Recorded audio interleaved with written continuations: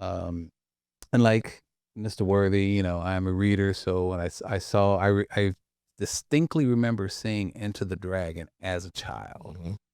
and we would stay in our neighborhood theater and just like sneaking into the next one, sneak into the next one. So Right, the first day, I probably saw it 3 times. Right. easily. And so then I was like, well, who's this Bruce Lee guy? So I went to the library, got some books, I read more about him, and learned about his philosophy and his. Mhm.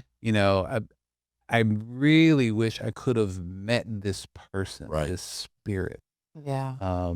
Which is one of the reasons we really support the Bruce Lee Foundation, and are going to continue to begin to make donations to them as much as we can and bring their summer program here, to Arizona, and with luck, and with resources to help them continue to grow their summer program in other states and other big cities.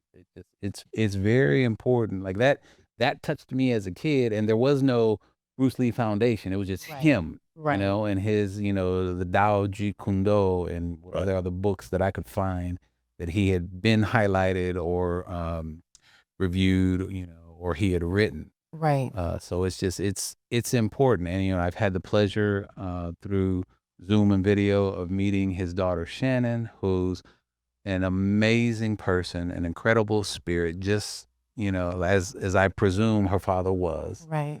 And in whatever small way we can help them with their mission to continue to spread his philosophy, we're going to support that. Yeah.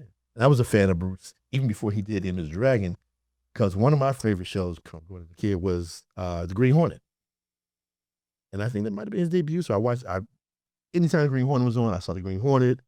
Any movie he ended up being in, he's in Marlowe. So that little bit piece there. Yeah. Was that Street San Francisco, something like that. Anything he showed up in, I was riveted, right? So of course, when he did a movie, I saw every movie multiple times.